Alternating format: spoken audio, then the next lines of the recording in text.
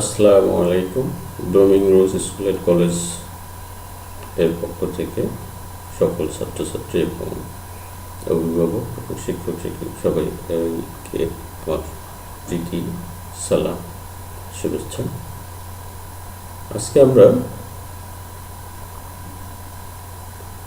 Nursery ক্লাসের active English 10 থেকে 13 পৃষ্ঠার যে লেসনগুলো আছে, যে পার্টগুলো আছে, সেই পার্টগুলো নিয়ে একটু আলোচনা করব। আজকের আলোচনার প্রধান বিষয় হলো ইটের ব্যবহার।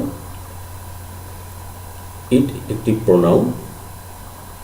ইটের সাধারণত ব্যক্তির পরিবর্তে, বিশেষ করে ব্যক্তি বাদে, বিশেষ করে বস্তু এবং প্রাণী এবং ব্যক্তির ক্ষেত্রে শুধুমাত্র শিশুদের পরিবর্তে এই ইটটা ব্যবহৃত হয়।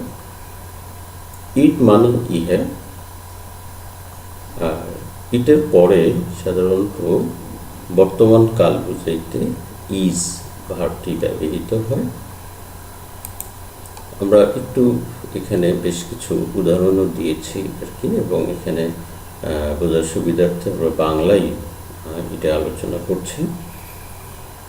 এবং প্রথমে যে উদাহরণটা দেওয়া আছে, it is a bag of candies, মানে প্রথমে ইট, তারপরে ইজ, তারপরে আমরা এটা একটা যে কোনো তথ্য দিতে পারি আর কি। ইট is a cat, it is a cat, it is an egg. এখানে একটি বিষয় হলো যে আমরা কখন এ ব্যবহার করতেছি, কখন অ্যান ব্যবহার করতেছি, এটাও আমরা পরবর্তীতে বুঝিয়ে দেবো আর কি। ইট is a bag of popcorn, it is A nest, it is an ice cream, it is an and, it is a fish, it is a doll, it is a car, it is a bundle of carrots, it is a flower, it is a butterfly, it is a fan, it is a dog, it is a set of drums.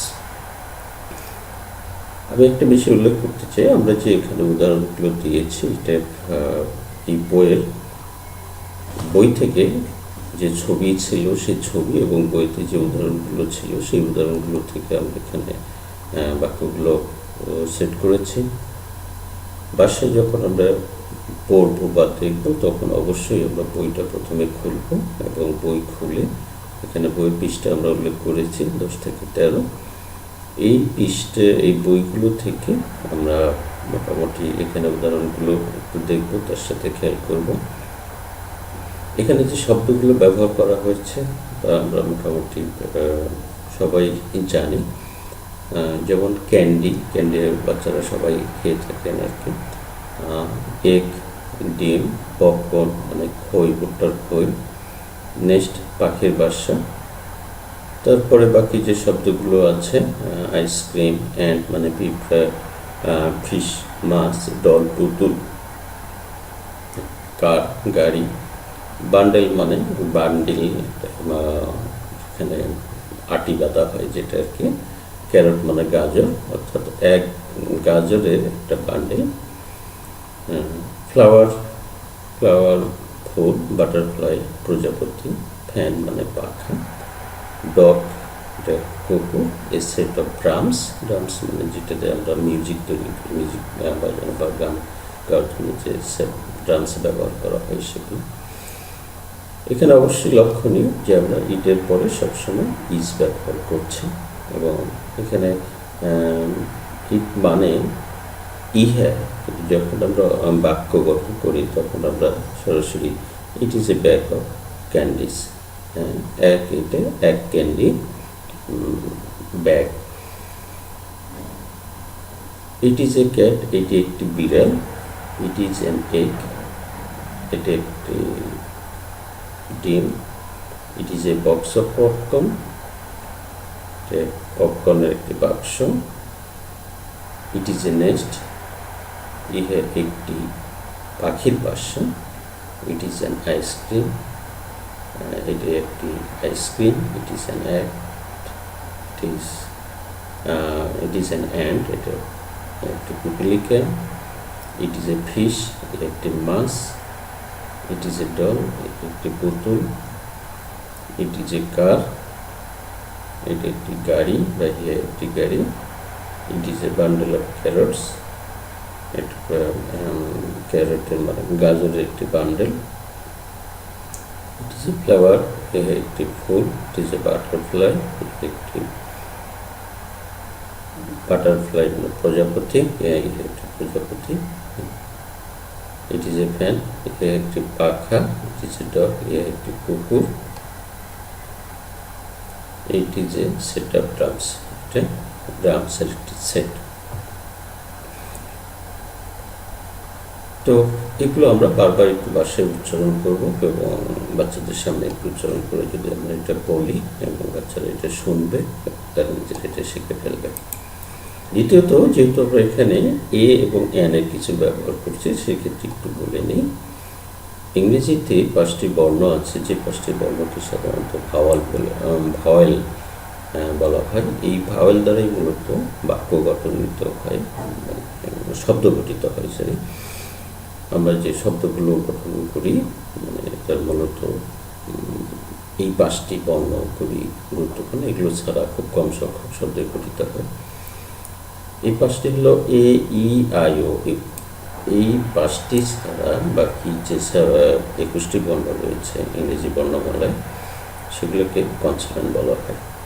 তো যে ওয়ার্ডগুলো সাধারণত এই vowel দ্বারা শুরু হয়, বিশেষ করে নাউনের ক্ষেত্রে এটা প্রযোজ্য, তাদের পূর্বে সাধারণত আমরা অ্যান ব্যবহার করে থাকি।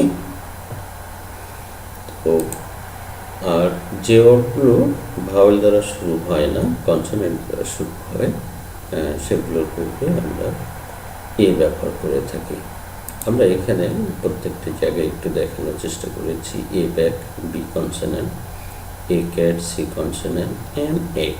এখানে ইটা ভাওয়েল হওয়ার কারণে এখানে এন ব্যবহার করেছি। এ বক্স, বক্সের আগে এ, বি যে consonant, next N consonant. An ice cream, এখানে আইস, আই ভাওয়েল দ্বারা শুরু হয়েছে, তাই এন ব্যবহার করা হয়েছে।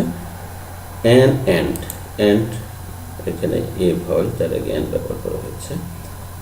এ ফিশ, ফিশের এফ কনসোনেন্ট, তাই এ ব্যবহার করা হয়েছে। ডল, ডলের এ, ডি যে কনসোনেন্ট, কারের সি কনসোনেন্ট। তো এইভাবে কনসোনেন্টগুলোর আগে সাধারণত আমরা এ ব্যবহার করে থাকি এবং ভাওয়েল বোঝাইলে সেটার আগে আমরা এন ব্যবহার করে থাকি। আমরা এখানে একটু প্র্যাকটিস করার জন্য ওখান থেকে কিছু এক্সারসাইজ তৈরি করেছি, যেগুলো শূন্যস্থান পূরণ করতে হবে। সে শূন্যস্থান পূরণের ক্ষেত্রে আমরা ফিরে এ এবং এন এর ব্যবহার করে থাকি। এখানে প্রথমে অভিভাবকবৃন্দ বাচ্চাদেরকে এটা কাজ করাবেন, করে তারপরে তাদেরকে উত্তরগুলো মিল করিয়ে দেবেন আর কি। এভাবে তারা প্র্যাকটিস করলে তাদের এটা আয়ত্তে চলে আসবে। তো আমি আরেকটা বিষয় যেটা হলো যে এরপরে আমরা আরেকটি ভিডিওতে অ্যাক্টিভ ইংলিশ নার্সারির যে অ্যাক্টিভ ইংলিশ বইটা আছে সেগুলোর বাকিগুলো আমরা কাজ করবো আর কি। তো আজকে এই পর্যন্তই রাখছি। আশা করি যে এই ভিডিওটি শিশুদের খুব কাজে লাগবে এবং অভিভাবকরা যারা আছেন তাদেরকে অনুরোধ করব বাচ্চাদের সামনে এই ছুটির মধ্যে এই বিষয়গুলো তাদের সামনে উপস্থাপন করবেন এবং আপনারা একটু ইংরেজিতে উচ্চারণ করবেন। আমি বাংলায় বলছি এই কারণে বা আপনাদের সবার বোঝার সুবিধার্থে। এগুলো বারবার এক্সারসাইজগুলো প্র্যাকটিস করলে শিশুদের অনেক উপকার হবে এবং তাদের ইংরেজিতে ডেভেলপ হবে।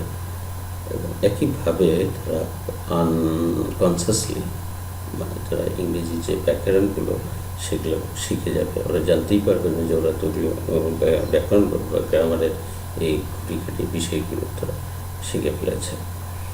তো সবাইকে ধন্যবাদ, আজকে পর্যন্ত রাখছি।